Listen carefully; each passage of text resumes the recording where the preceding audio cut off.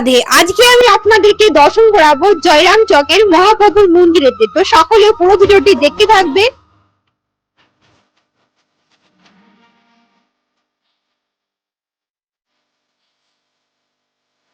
জয়রাম চকের মহাপ্রভুর মন্দির কিন্তু খুবই জাগ্রত একটি মন্দির। এই মন্দিরেতে যে কেউ আসে তার মানত অবশ্যই পূর্ণ হয়। এই মন্দিরের পেছনে কিন্তু অনেক কাহিনী রয়েছে, যেটা শুনলে কিন্তু আপনাদের রোম কাটা দিয়ে দেবে। এই মহাপ্রভুর মন্দিরটি রয়েছে দাসপুরের ২ নম্বর অঞ্চলের মধ্যে। গৌড়া থেকে সামান্য একটু আসলে কিন্তু আপনারা এই মহাপ্রভুর মন্দিরটি দর্শন করতে পারবেন।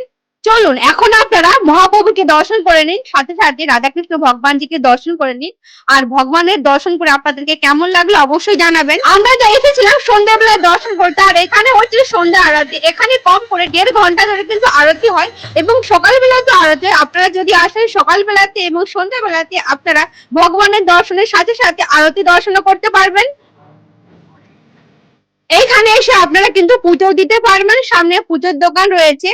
সকালে এবং সন্ধ্যাতে এখানে বহু ভক্ত আসে আরতি দর্শনের সাথে সাথে পুজো দিতে। আপনারা দেখতে পাচ্ছেন এই যে নিম গাছটি রয়েছে, এই নিম গাছের তলায় কিন্তু মহাপ্রভু বিরাজমান করছেন।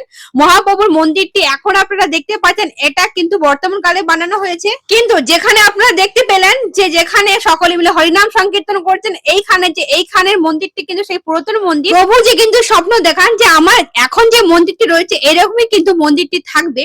পরবর্তীকালে সাইডে মন্দিরটি বানানো হয়। এখন আপনারা দেখতে পাচ্ছেন যে মন্দিরটি, এটা কিন্তু পরবর্তীকালে বানানো হচ্ছে। আর এই গাছটাতে যে মানত করে তার মানত কিন্তু অবশ্যই পূর্ণ হয়। একদম এটা কিন্তু নিম গাছ, আর নিম তলার নিচে কিন্তু এই মন্দিরটি বিরাজমান করছেন। এটা কিন্তু নতুন মন্দির আপনারা এখন দেখতে পাচ্ছেন। আপনারা গৌড়া কিংবা পলাশপাড় এরিয়াতে আসলে অবশ্যই এই মহাপ্রভুর মন্দির দর্শন করে যাবেন। অবশ্যই আপনাদের মনোকামনা পূর্ণ